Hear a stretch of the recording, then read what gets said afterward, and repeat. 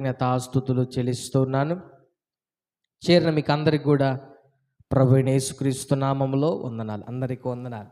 దేవుడు మనలందరినీ కూడా ప్రేమించి మరొక ప్రత్యేకమైన సమయం దేవుని ఇలా స్తుతించేదానికి ప్రభు ఇచ్చిన గొప్ప అవకాశమును బట్టి స్తుతిస్తున్నాను.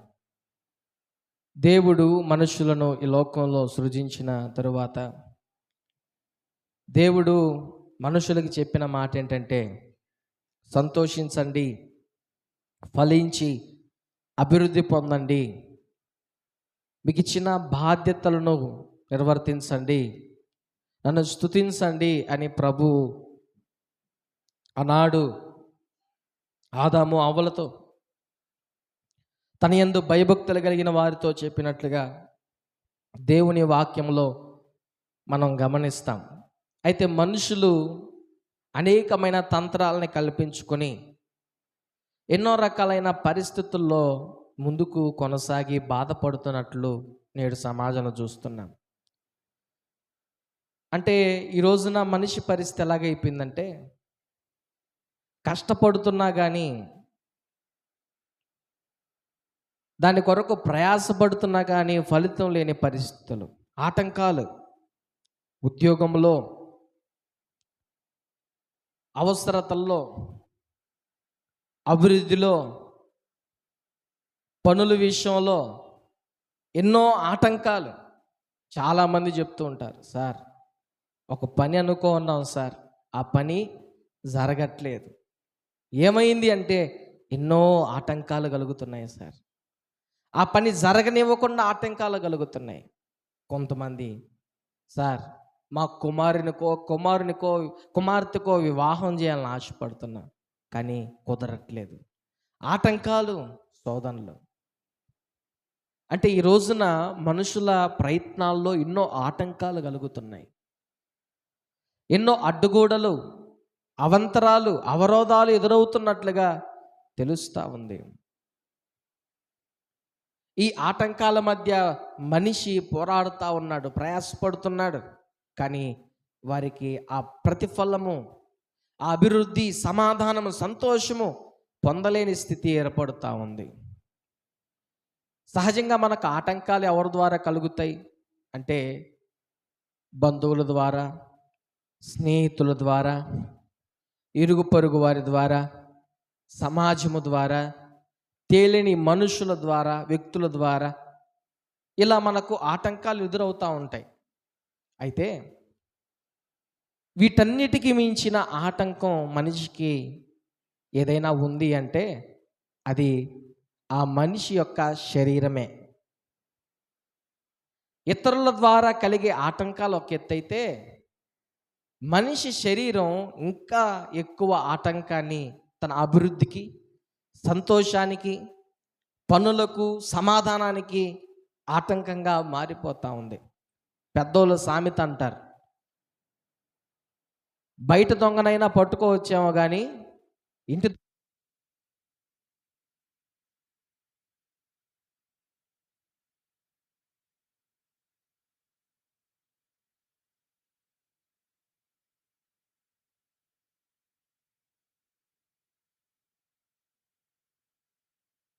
నేడు ఈ ఇంటి దొంగ ఎవరంటే శరీరం.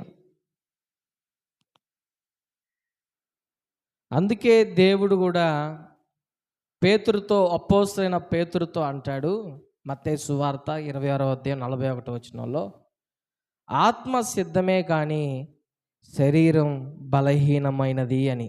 అవును, యేసయ్య చెప్తున్నాడు, శరీరం బలహీనం. ఎందులో బలహీనం? మనస్తత్వంలో బలహీనమైనది శరీరం, చూపుల్లో బలహీనమైనది శరీరం, మాటల్లో బలహీనమైనది శరీరం, ఆలోచనలో బలహీనమైనది, నడతలో, ప్రవర్తనలో, తలంపులో, అన్నిటిలో ఈ శరీరం బలహీనమైనదిగా కనిపిస్తుంది. ఈ రోజున మీరు గమనించాలి, ఒక మనిషి తన శరీరము ద్వారా కలిగే ఆటంకాలు ఏవైతే ఉంటాయో వాటిని బట్టి అభివృద్ధి పొందలేకపోతున్నాడు. వాటిని బట్టి చదువులో రాణించలేకపోతున్నాడు, దానిని బట్టి సంతోషించలేకపోతున్నాడు. ఆ శరీరం కలిగించే ఆటంకాలను బట్టి ఒక మంచి మార్గంలో జీవించలేకపోతున్నాడు, ఆత్మీయతలో స్థిరపడలేకపోతున్నాడు. యేసయ్య పేతురుతో ఎందుకు ఈ మాట మాట్లాడాడు, ఏ సందర్భంలో మాట్లాడాడు అంటే తన కొరకు ప్రార్థన చేయమని కోరిన సందర్భం.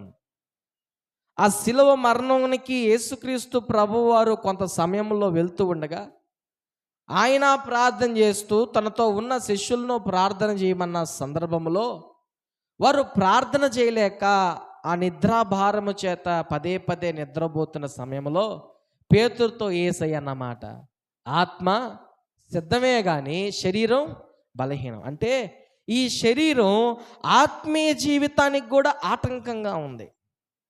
అంటే మన పరిశుద్ధమైన జీవితానికి, ప్రభువుకి సన్నిహితం అయ్యేదానికి, ప్రభువుకు దగ్గర అయ్యేదానికి, ప్రార్థనా పరులంగా అయ్యేదానికి ఈ శరీరం ఆటంకం అయిపోయింది.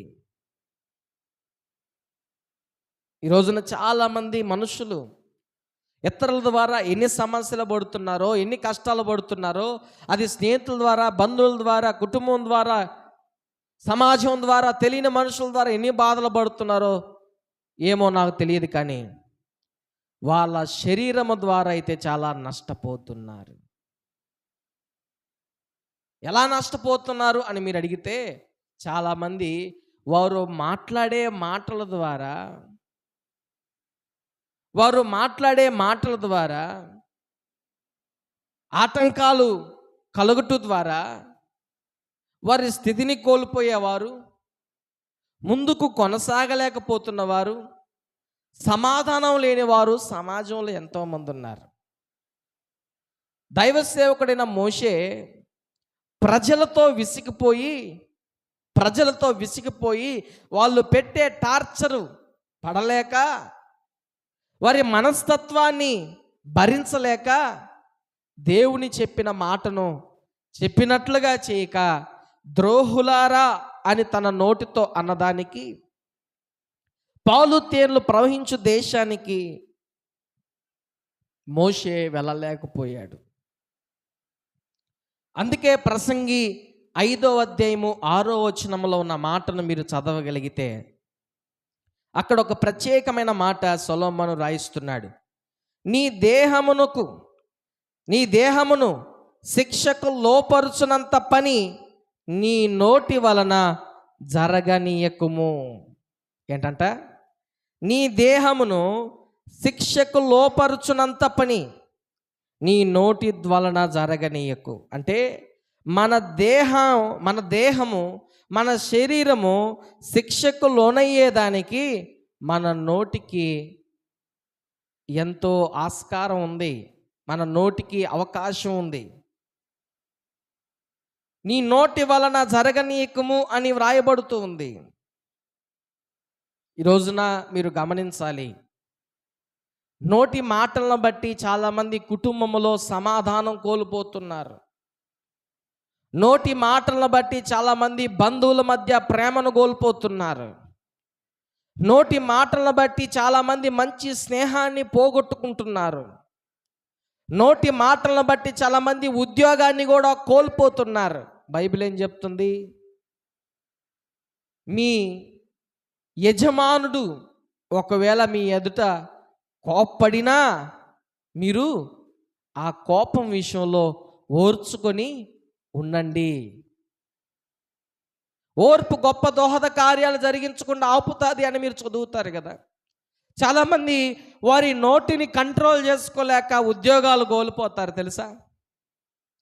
చాలామంది వారి నోటిని అదుపు చేసుకోలేక కుటుంబంలో అసమాధానం కలిగించుకుంటారు, నీకు తెలుసా. చాలామంది నోటిని అదుపు చేసుకోలేక ఇతరుల ద్వారా ఏదైనా వచ్చేదాన్ని కూడా పోగొట్టుకుంటారు.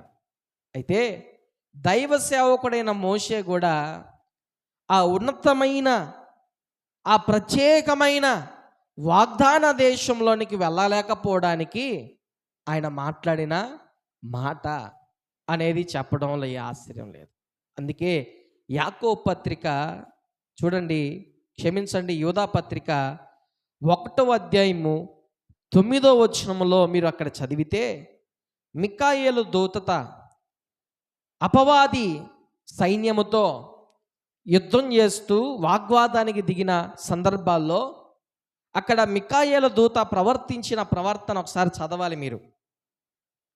మికాయేలు దూత యోధా పత్రిక 1వ అధ్యాయం 9వ వచనం చదవండి, బైబిల్ తెరిచిన వాళ్ళు.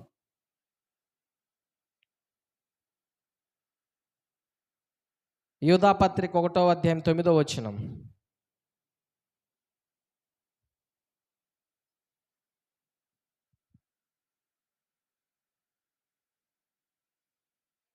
అయితే ప్రధాన దూత అయిన మికాయేలు అపవాదితో వాదించుచు మోషే యొక్క శరీరమును గూర్చి తర్కించినప్పుడు దూషించి తీర్పు తెగింపక ప్రభు నిన్ను గద్దించునుగాక అనెను. చాలు. ఇక్కడ మికాయేలు దూత తన నోటి మాటల ద్వారా ఏమైనా పలకొచ్చేమో కానీ తీర్పు తీర్చేదానికి ఆ దూత తెగించలేదు. తెగించడం అంటే ఎలాంటి సందర్భాల్లో జరుగుతుంది ఇది? తెగింపు. తెగించాడు అంటే ప్రాణానికి తెగించాడు. అలాంటి పరిస్థితుల్లో ఈ పదాన్ని వాడతారు. అయితే ఇక్కడ మికాయేలు దూత విషయంలో మాట్లాడే మాట విషయంలో తెగింపు అని మాట్లాడుతున్నాడు. అంటే తీర్పు తీర్చడం, నోటి మాటల ద్వారా మాట్లాడడం అనేది ఎంత ప్రమాదకరమైనదో దీన్ని బట్టి మనకు తెలుస్తుంది. అంటే మన శరీరం మన అభివృద్ధికి ఆటంకంగా ఉంది, మన శరీరం మన సంతోషానికి ఆటంకంగా ఉంది, మన శరీరం మన పనులకి ఆటంకంగా ఉంది, మన శరీరం మన ఉద్యోగానికి, మన కుటుంబానికి, మన ఆశీర్వాదానికి ఆటంకంగా ఉంది. నీ బంధువులు ఉన్నారో, నీ స్నేహితులు ఉన్నారో, నీ ఇరుగు పొరుగు వారు ఉన్నారో ఏమో నాకు తెలియదు, కానీ నీ శరీరం అయితే నీకు ఆటంకంగా ఉంది. ఎలాగా? నీ నోరు బాగలేక, నీ మాటలు బాగలేక నీ శరీరం నిన్ను ఆటంకంగా సంతోషం లేకుండా చేస్తుందన్న విషయం ప్రభు ఈ సమయంలో మాట్లాడుతున్నాడు. శరీరం అంట అసూయ కూడా కలిగిస్తుందంట. ఏం కలిగిస్తుంది? అసూయ కూడా. ఆదికాండం 30వ అధ్యాయం 1వ వచనంలో యాకోబుకి రాహేలుకి గొడవ పడతా ఉంది. కారణం ఏంటంటే రాహేలుకు కలిగిన అసూయ కుటుంబంలో ఘర్షణలకు, గొడవలకు కారణమైంది. కుటుంబంలో సమస్యలకు కారణమైంది. తన తోబుట్టు విషయంలో రాహేలుకు అసూయ కలిగితే, యాకోబుకి రాహేలుకి గొడవ పడితే, రాహేలు షారా ఏదైతే తప్పు చేసిందో అదే తప్పును యాకోబు చేత చేయించింది. షారా గారు ఏం చేశారు? తన దాసిని అబ్రహామునికి ఇచ్చింది. అలాగే ఈ రాహేలు కూడా యాకోబునకు తన దాసిని ఇచ్చి పంపించింది. అంటే మనిషిలో కలిగే, శరీరం ద్వారా కలిగే అసూయ కుటుంబానికి ఎంత ఆటంకంగా ఉంది, భార్యాభర్తలకు ఎంత ఆటంకంగా ఉంది, సమాజంలో ఎంత ఆటంకంగా ఉంది, పనులు జరగనీయకుండా ఎంత ఆటంకంగా ఉందో దీన్ని బట్టి మీరు అర్థం చేసుకోవచ్చు. అందుకే యోబు గ్రంథం 5వ అధ్యాయము 2వ వచనంలో మీరు చదివితే, బుద్ధి లేని వారు అసూయ వలన చస్తారు అనే మాట అక్కడ రాయబడింది. యోబు గ్రంథం 5వ అధ్యాయం 2వ వచనంలో ఎవరంట అసూయ పడేది? బుద్ధి లేని వారు అసూయపడి చనిపోతారు. అక్కడ మీరు పైన చదివితే రాహేలు యాకోబుతో అంటది, నేను చచ్చిపోతాను. దేని ద్వారా? అసూయ ద్వారా చచ్చిపోతానంటది. ఈ అసూయ మీరు అనుకోవచ్చు, పాస్టర్ గారు చెప్తున్నారు బంధువుల ద్వారా, స్నేహితుల ద్వారా, ఇరుగు పొరుగు వారి ద్వారా, తెలియని మనుషుల ద్వారా ఆటంకాలు కలుగుతాయి, కానీ ఇవి కాదు మీకు ఆటంకాలు, శరీరం కలిగించేదే ఆటంకం అని పాస్టర్ చెప్తున్నాడు. మరి అసూయ అనేది శరీర సంబంధమైందా అని మీరు నన్ను అడిగితే, 1 కొరింథీయులకు రాసిన పత్రిక 3వ అధ్యాయము 3వ వచనాన్ని దయచేసి మీరు చదవాలండి. ఒకటో కొరింథీయులకు రాసిన పత్రిక 3వ అధ్యాయము 3వ వచనం దయచేసి చదవండి. మీలో అసూయయు కలహమును ఉండగా మీరు శరీర సంబంధులై మనుష్య రీతిగా నడుచుకున్నవారు కారా. కొరింథీ సంఘంతో పౌలు మాట్లాడుతున్నాడు. మీలో అసూయ కలహాన్ని పెట్టుకోవడం వలన మీరు శరీర రీతిగా నడుచుకున్న మనుషులుగారా. అంటే ఈ యొక్క స్వభావాలు, అసూయ, కలహం, శరీరం నిన్ను ఉద్రేకపరుస్తుంది. అసూయ కలగమని అని చెప్తా ఉంది, కలహం పెట్టుకోమని చెప్తా ఉంది. ఇవి శరీర సంబంధమైనవి అని దేవుని వాక్యం స్పష్టంగా చెప్తా ఉంది. ఈ శరీరం అంట మనిషిని తొందర పెడుతుందంట, తొందర కలుగు చేస్తుంది. సామెతలు 19:2 ఉన్న మాట ఏంటో తెలుసా? తొందరపడుట వలన దారి తప్పిపోతారు. ఏమైపోతారు? చాలామంది ఈ రోజున మనుషులు వారి శరీరం తొందర పెట్టడం ద్వారా దారి తప్పి అభివృద్ధిలోనికి వెళ్ళక, సంతోషంలోనికి ప్రవేశించక, ఆనందంలోనికి జీవించక ఎంతోమంది వారి జీవితాన్ని పాడు చేసుకుంటున్నారు. శరీరం కలిగించే కోపం ద్వారా ఎన్నో భయంకరమైన నష్టాలను కొని తెచ్చుకుంటున్నారు. బైబిల్లో కోపం ద్వారా కయీను హేబేల్ని చంపేస్తే, కోపం ద్వారా హామాను కుటుంబాన్ని నాశనం చేసుకున్నాడు. ఈ రోజున గుర్తుపెట్టుకోండి, నీ బంధువుల్ని ఎంత నష్టపరుస్తున్నారో, నీ స్నేహితుల్ని ఎంత నష్టపరుస్తున్నారో, సమాజం, గ్రామం, తెలియని వ్యక్తుల్ని ఎంత నష్టపరుస్తున్నారో నాకు తెలియదు, కానీ నీ శరీరం అయితే నిన్ను చాలా నష్టపెడుతుంది. అది సోమరితనం వల్ల కావచ్చు, అసూయ వల్ల కావచ్చు, కోపం వల్ల కావచ్చు, నీ శరీరం పెట్టే ఆ బలహీనతలు, అంటే అదొక రకమైన నిర్లక్ష్యం. శరీరం మనిషికి నిర్లక్ష్యం కూడా కలుగు చేయగలదు, అలక్ష్యం చేయగలదు. ప్రార్థన చేయనివ్వకుండా, దేవుణ్ణి స్తుతించనివ్వకుండా, దేవుణ్ణి మహిమపరచనివ్వకుండా. గుర్తుపెట్టుకోండి, ఈ రోజున ఎంతోమంది వారి జీవితాలకు, వారి అభివృద్ధికి, సంతోషానికి వారి శరీరాన్ని ఆటంకంగా పెట్టుకుంటున్నారు. అవును, యెషయా గ్రంథం 59:14 ఒక మాట ఉంది, న్యాయమునకు ఆటంకం కలుగుతుంది అని. ఏంటంట? న్యాయానికి ఆటంకం కలుగుతుందంట. యెషయా 59:14 చదవండి ఒకసారి. న్యాయానికి ఆటంకం కలుగుతుంది, నీతి దూరం నిలుస్తూ ఉంది, సత్యం సంత వీధిలో పడిపోయింది, ధర్మం లోపల ప్రవేశించలేరదు. చాలు. సత్యం అంట న్యాయానికంట ఆటంకం కలుగుతుందంట. న్యాయానికి ఎందుకు న్యాయానికి ఆటంకం కలుగుతుంది? మన పట్ల దేవుడు న్యాయం చేసేదానికి ఏంటి ఆటంకం? దేవుడు మనకు మేలు చేసేదానికి దేవునికి ఏంటి అడ్డు? అవరోధమైంది ఏంది? అవాంతరమైనది ఏంటి అంటే ఆ 1వ వచనంలో, ఆ 59:1వ వచనంలో ఆటంకం ఏందో, అడ్డం ఏందో చాలా స్పష్టంగా రాయబడింది. చూడండి, 59:1వ వచనం. రక్షింపనేరకయుండునట్లు యెహోవా హస్తం కురచకాలేదు, విననేరకయుండునట్లు ఆయన చెవులు మందంగా లేదు. మీ దోషములు మీకును మీ దేవునికిని చాలండి.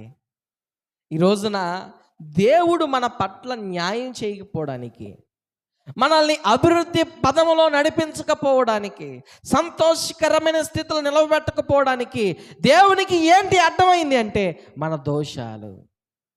దోషాలు దేవునికి అడ్డంగా ఉన్నాయి. ఎలాంటి దోషాలంట? ఆ 3వ వచనంలోనే ఆ ప్రజలు, ఇజ్రాయేల్ ప్రజలు చేసిన ఆ పొరపాట్లు వ్రాయబడి ఉన్నాయి. చూడండి, 3వ వచనంలో, మీ చేతులు రక్తం చేత, మీ వ్రేలు దోషం చేత అపవిత్రపరచబడి ఉన్నాయి. మీ పెదవులు అబద్ధంలాడుచున్నాయి. మీ నాలుక కీడును బట్టి మాట్లాడుతూ ఉంది. నీతిని బట్టి ఎవడు కూడా సాక్ష్యం పలకటం లేదు. సత్యాన్ని బట్టి ఎవడు వ్యాజ్యమాడటం లేదు. అందరూ వ్యర్థమైన వాటిని నమ్ముకొని మోసపు మాటలు పలుకుతూ ఉన్నారు. కాబట్టి ఈ క్రియలు ఏవైతే ఉన్నాయో, శరీరం ఏ విషయాలైతే ఈ ప్రజల్ని ప్రేరేపించిందో ఆ శరీరమే, ఆ శరీర క్రియలే దేవునికి మనిషికి ఆశీర్వాదమునకు అడ్డంగా మారిపోయాయి. ఇక్కడ ఈ ప్రజలకు దేవునికి అడ్డంగా ఉన్నది ఏంటంటే వారి దోషాలు. ఏంటి వారి దోషాలో మనం చూసాం. అయితే ఈ రోజున ఈ లోకపరంగా నీ అభివృద్ధికి, ఏంటి నీ అభివృద్ధికి, నీ సంతోషానికి, నీ ఆత్మీయ జీవితానికి, నీ స్థితిగతులకు, నీ యొక్క గొప్ప అభివృద్ధికి అడ్డంగా ఆటంకంగా మారింది ఏదైనా ఉందంటే అది నీ శరీరం. నీ శరీరం క్షణంలో పాలు మాలిపోగలదు, క్షణంలో యాక్టివ్గా మారిపోగలదు, క్షణంలో సంతోషంగా మారగలదు, క్షణంలో దుఃఖంగా మారగలదు. అంత నీ చేతిలో ఉంటుంది. కానీ నువ్వు ఎలాంటి పరిస్థితుల్లో ఉంటావంటే నీ ఇష్టం వచ్చినట్లుగా, నీ శరీరం నీతో చెప్పినట్లుగా ప్రవర్తిస్తూ ఉన్న దాన్ని బట్టి నీ అభివృద్ధికి ఆటంకం అయిపోయింది. గుర్తుపెట్టుకోండి, మనిషికి ఇష్టమైనది చేసేటప్పుడు లేవలేకపోయినా మంచంలో నుంచి లేచి చేస్తాడు. ఇష్టమైనది చేసేటప్పుడు, అది ఇష్టం లేనప్పుడు, కష్టంగా ఉన్నప్పుడు లేవగలిగినను పని చేయగలిగినను ఎటో వెళ్ళిపోతాడు, పారిపోతాడు. ఎలాగంటే యోనా వెళ్ళిపోయాడే. యోనాకేం లేదు, నినివే పట్టణానికి వెళ్ళడం ఇష్టం లేదు. కాబట్టి వెళ్ళగలిగినా కూడా ఏమయ్యాడు, తర్షీష్కి వెళ్తా ఉన్నాడు. అందుకే దేవుడు నడు సముద్రంలో ముంచేశాడు. ఈరోజున గుర్తుపెట్టుకోండి, నీ శరీరం నేను అట్లాగే ముంచేస్తుంది. ఎట్లా ముంచేస్తుందో తెలుసా? ఇక ఏమీ చేయలేని విధంగా, ఎలాంటి పరిస్థితుల్లో నుంచి బయటికి రాలేని విధంగా నీ శరీరం నిన్ను ముంచేస్తుంది. ఎందుకంటే నీ శరీరము నీకు ఆటంకంగా మారిపోయింది. ఎందుకంటే నీ శరీరం ఏమైతే చెప్తుందో అది నువ్వు చేస్తున్నావు. కోప్పడమంటే కోప్పడుతున్నావు, అసూయపడమంటే అసూయపడుతున్నావు, సోమరితనంగా ఉండమంటే సోమరితనంగా ఉంటున్నావు, కలహాలు పెట్టుకోమంటే కలహాలు పెట్టుకుంటున్నావు, జగడాలు పెట్టుకోమంటే జగడాలు పెట్టుకుంటున్నావు, కొండేలాడమంటే కొండేలాడుతున్నావు. ఏదైనా కానీ బైబిల్లో ఒక మాట ఉంది, చదువుతారా? భలే ఉంటుంది ఆ మాట. చదవండి ఒకసారి. లేవియాకాండం 19వ అధ్యాయము 16వ వచనంలో దేవుడు, యెహోవా దేవుడు ఏమని రాయించాడు తెలుసా? లేవియాకాండం 19వ అధ్యాయము 16వ వచనం దయచేసి చదవండి. లేవియాకాండం 19వ అధ్యాయం 16వ వచనం. నీ ప్రజలలో కొండెములాడుచు ఇంటింటికి తిరగకూడదు, నీ సహోదరునికి ప్రాణహాని చేయ చూడకూడదు. అంటే ఇక్కడ ఏమని రాయబడిందో తెలుసా? కొండేలు చెప్పుచు ఇంటింటికి తిరగకూడదంట.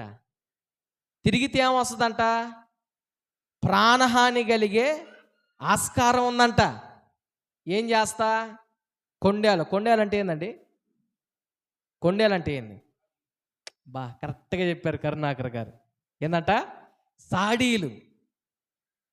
అక్కడి మాటలు ఇక్కడ చెప్పి, పాట కూడా ఉంది, అక్కడి మాటలు ఇక్కడి చెప్పి మంచిని చెడుగా త్రిప్పి కొండేలు చెప్పవద్దమ్మా, జగడాలు పెట్టకు పెద్దమ్మా. దేవుని వాక్యం ఏం చెప్తుందంటే, దేవుడు యెహోవా దేవుడు సాక్షాత్ చెప్తున్నాడు. ఏమనంటే తెలుసా? కొండేలు చెప్తూ ఇంటింటికి నువ్వు తిరగబాకు, నీ సహోదరునికి ప్రాణహాని చేసేది ఏది కూడా నీ ద్వారా కలగకూడదు. అంటే అసూయ ద్వారా ఆత్మహత్య చేసుకోవాలని మనిషికి తలంపు వస్తే కొండేల ద్వారా ఇతరులను చంపేస్తాం అన్నమాట. అంతేనా? బైబిల్లో ఉన్న మాటే.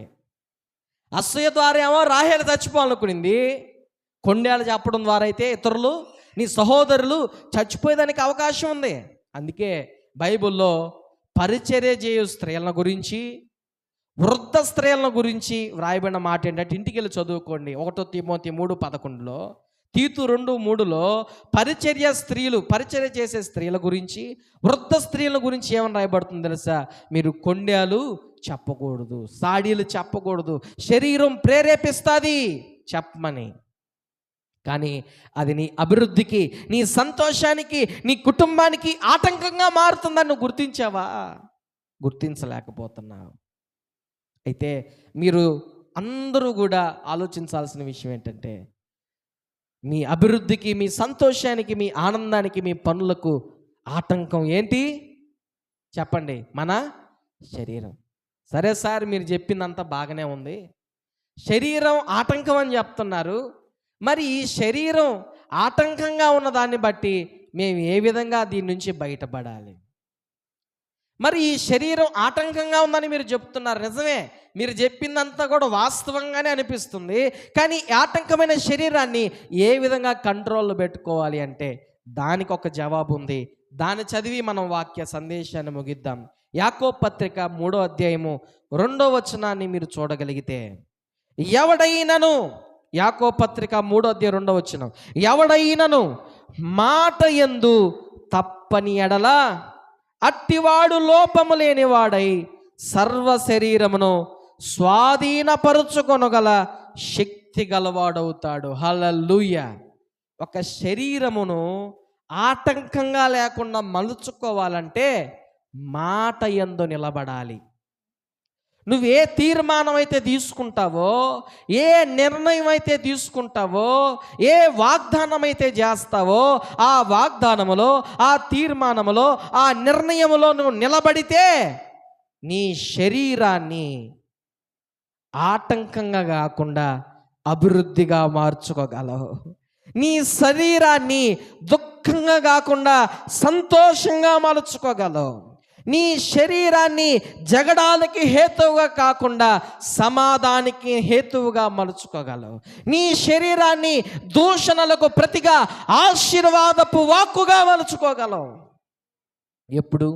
మాట యందు నిలబడినప్పుడు, వాగ్దానమందు నిలబడినప్పుడు, తీర్మానమందు నిలవబడినప్పుడు దేవుని వాక్యం సెలవిస్తుందంటే, అట్టివాడు లోపము లేనివాడై సర్వ శరీరమును స్వాధీనపరుచుకొనగలడు. అంటే ఒక వస్తువు మన స్వాధీనంలో ఉందంటే ఏం చేయగలం? దాన్ని మనం ఏ విధంగా అయినా ఉపయోగించుకోగలం. ఒకడు మన చేతిలో ఉన్నాడు అంటే, మన చేతి క్రింద ఉన్నాడంటే మనం ఏం పని చెప్తే అది వాడు చెయ్యాలి. అలాగే ఇప్పుడు మన చేతి క్రింద మన శరీరాన్ని తీసుకోవాలి. మనుషుల్ని చాలామందిని మనం చేతి క్రిందకి తీసుకోవాలనుకుంటాం, కానీ వారిని కాదు, అసలు మన శరీరాన్నే చేతి కిందకి తీసుకోవాలి ఫస్ట్. ఎందుకంటే నీ శరీరం నువ్వు చెప్పిన మాట వినటంలా, నువ్వు చెప్పింది వినకుండా చెప్పంది చేపిస్తుంది నీ చేత, నీకు ఇష్టం లేని చేపిస్తుంది నీ చేత. కలహాలు పడమని చెప్తుంది, అబద్ధాలు ఆడమని చెప్తుంది, తొందరపడమని చెప్తా ఉంది, అసూయ పెట్టుకోమని చెప్తా ఉంది, బద్ధకముతో సోమర్తనముతో ఉండమని చెప్తా ఉంది. గుర్తుపెట్టుకో, ఇదంతా కూడా శరీరం ద్వారా కలిగే క్రియలు. అంటున్నాడు కదా పౌలు, అసూయ కలహాలు మీరు పెట్టుకో ఉంటే మీరు శరీరానుసారమైన విధంగా జీవిస్తున్నవారు కారా? అవును. ఈరోజు నా గుర్తుపెట్టుకోండి నా ప్రియ సహోదరులారా, మీ బంధువులు, మీ స్నేహితులు, మీ ఇరుగు పొరుగు వారు, మీ సమాజం కాదు మిమ్మల్ని నష్టపెట్టేది. వాళ్ళు ఎట్లాగో వాళ్ళ ప్రయత్నాలు చేస్తూనే ఉంటారు. కానీ మీ శరీరం, అన్న ఒక మాట అన్నాను మొదట, అది మీకు గుర్తుందో లేదో? ఏంటి ఆ మాట? బయట దొంగనైనా పట్టుకోవచ్చామో కానీ ఇంట్లో దొంగ, ఆ ఇంట్లో దొంగ శరీరమే. మీరందరూ బయట వాళ్ళు చూస్తున్నారు, బంధువుల్లో చూస్తున్నారు, స్నేహితుల్లో చూస్తున్నారు, గ్రామంలో చూస్తున్నారు, సమాజంలో చూస్తున్నారు, ఇదిగో ఈడే నాకు ఆటంకంగా ఉండేదని. కానీ ఇంట్లో ఉన్న దొంగ నీ శరీరాన్ని నువ్వు చూసావా?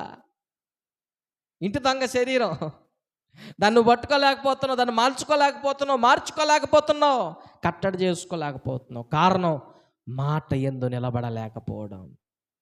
తీర్మానంలో నిలబడలేకపోవడం, వాగ్దానంలో నిలబడలేకపోవడం. నీవు ఇచ్చిన వాగ్దానంలో నువ్వు ఏ రోజు నిలబడిన పరిస్థితి లేదు. ఎన్నోసార్లు తీర్మానం తీసుకున్నావు. నువ్వు ఈ రోజు నుంచి బాగా ప్రార్థన చేయాలి, ఈ రోజు నుంచి బాగా బైబిల్ చదువుకోవాలి, ఇక మీద నుంచి బాగా మందిరంకు పోవాలి, ఇక మీద నుంచి సమాధానం ప్రేమించాలి, సంతోషంగా ఉండాలి.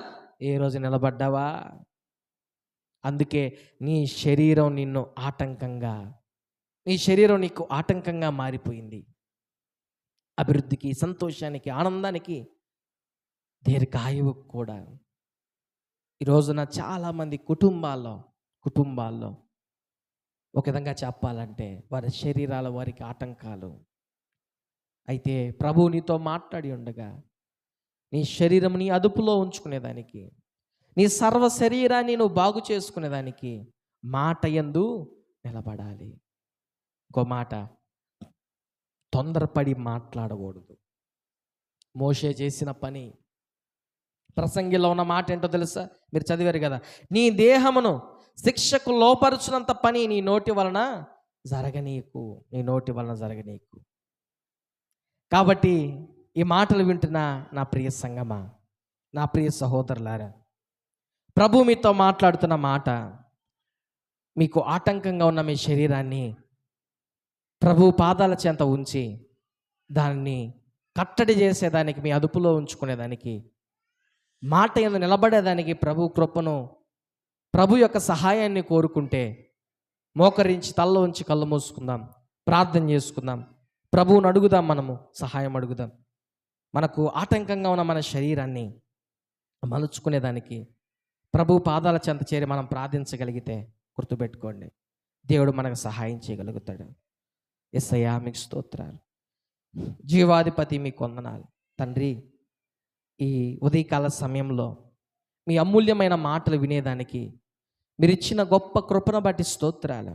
అవునయ్యా, ఈ రోజున మాకు ఎంతోమంది శత్రువులు ఉండొచ్చు అయ్యా, అపవాది కూడా మాకు శత్రువే, కానీ వీళ్ళందరికీ మించి శత్రువు ఆటంకం మా శరీరం.